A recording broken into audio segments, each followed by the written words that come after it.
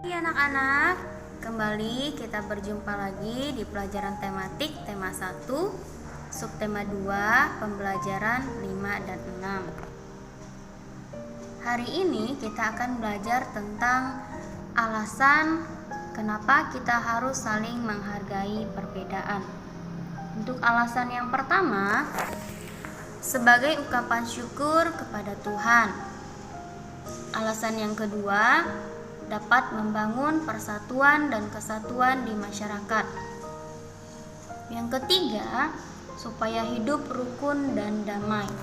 Nah, itu adalah alasan mengapa kita harus saling menghargai perbedaan yang ada. Ingat, sebagai ungkapan syukur kepada Tuhan. Yang kedua, dapat membangun persatuan dan kesatuan di masyarakat.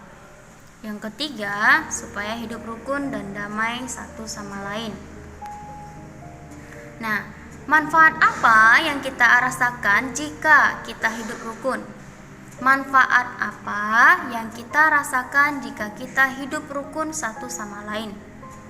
Manfaat yang pertama, kita memiliki banyak teman. Yang kedua, hidup lebih aman dan tentram. Yang ketiga, untuk menghindari perselisihan. Dan yang keempat, untuk mempererat persatuan dan kesatuan. Jadi itu adalah manfaat yang akan kita rasakan jika kita hidup rukun satu sama lain. Coba anak-anak bayangkan, apa yang akan terjadi kalau kita tidak hidup rukun? Apakah kita bisa merasakan manfaatnya jikalau kita tidak hidup rukun? Jadi anak-anak perlu ingat ya, meskipun kita berbeda satu sama lain, kita tetap harus hidup rukun, kita harus tetap menghargai satu sama lain. Nah, di sini juga karena kita sudah hidup rukun, pasti kita melakukan yang namanya bekerja sama. Kerjasama itu apa sih? Kerjasama itu artinya kita melakukan sesuatu secara bersama-sama. Tentunya kita melakukannya dengan rukun. Kemudian, apa alasan kita perlu bekerja sama? Alasan yang pertama, supaya pekerjaan menjadi ringan. Yang kedua, supaya pekerjaan cepat selesai. Yang ketiga, untuk mempererat persatuan dan kesatuan, dan juga untuk menjalin persahabatan. Anak-anak, apakah kalian tahu contoh kerjasama?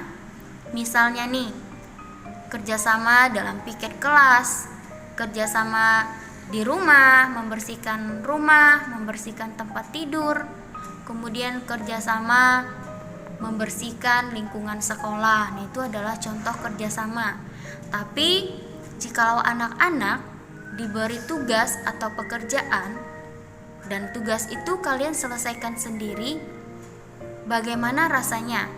Apakah kalian tahu perbedaannya jika tugas yang diberikan kepada kalian lakukan secara bersama-sama dan kalian lakukan sendiri? Apakah kalian bisa membedakan perbedaannya?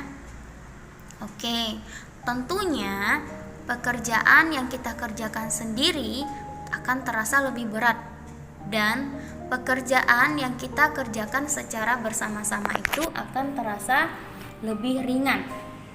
Oleh sebab itu, kita perlu yang namanya bekerja sama. Nah, anak-anak, setiap hari kita melakukan yang namanya kegiatan. Tubuh kita menjadi lelah dan butuh istirahat. Salah satu cara tubuh kita beristirahat adalah dengan tidur. Saat tidur, badan terasa lebih santai dan tidak tegang. Manusia juga mengalami pertumbuhan saat tidur. Oleh karena itu, kita perlu tidur yang cukup untuk kesehatan tubuh kita. Tidur juga tidak boleh terlalu lama, karena membuat badan menjadi lemas dan tidak sehat. Ingat, tidur juga tidak boleh terlalu lama, karena akan membuat badan menjadi lemas dan tidak sehat. Nah, ada hal-hal yang dilakukan sebelum tidur, yaitu dengan cara mencuci kaki, menggosok gigi, berdoa. Nah, hal ini sangat perlu kita lakukan supaya tubuh kita tetap terjaga kesehatannya. Kemudian kita beristirahat pun dengan nyaman. Coba kalian bayangkan ketika kalian beristirahat dengan kondisi tubuh yang kotor, kaki kalian kotor, tidak menggosok gigi, tidak berdoa. Kenapa kita harus berdoa? Kita berdoa sebagai ungkapan syukur kita kepada Tuhan. Kemudian, kenapa sih harus gosok gigi? Kita menggosok gigi supaya tidak ada sisa-sisa makanan yang menempel di gigi. Dan tentunya hal itu akan membuat gigi kita menjadi sehat. Nah, sebelum tidur kita perlu berdoa. Apakah kamu tahu di Indonesia ini kita mempunyai agama yang berbeda satu sama lain, dan cara berdoa tiap-tiap agama itu juga berbeda loh. Coba kamu perhatikan gambar yang pertama, berdoa dengan cara Islam. Kalian perhatikan caranya bagaimana? Nah, anak-anak tentu bisa lihat ya. Kemudian bagaimana cara berdoa dengan cara Kristen? Kamu sering melakukannya di rumah, bukan? Kamu berlutut di hadapan Tuhan, kemudian lipat tangan dengan keadaan yang sopan. Kemudian yang ketiga, berdoa dengan cara Katolik. Dan yang keempat, berdoa dengan cara Hindu. Dan gambar yang kelima, berdoa dengan cara Buddha. Dan yang terakhir itu berdoa dengan cara Konghucu. Kenapa ada 6 gambar? Ya, karena di Indonesia itu ada 6 agama, yaitu agama Islam, agama Kristen, agama Katolik, agama Hindu, agama Buddha, dan agama Konghucu. Anak-anak, bagaimana cara kamu berdoa di rumah? Apakah kalian juga melakukan hal yang sama sebelum kalian beristirahat? Nah, nanti praktekkan di rumah ya. Jangan lupa berdoa sebelum tidur, cuci kaki, gosok gigi. Nah, pelajaran tematiknya cukup sampai di sini. Sampai berjumpa lagi anak-anak. Tetap sehat. Tuhan memberkati.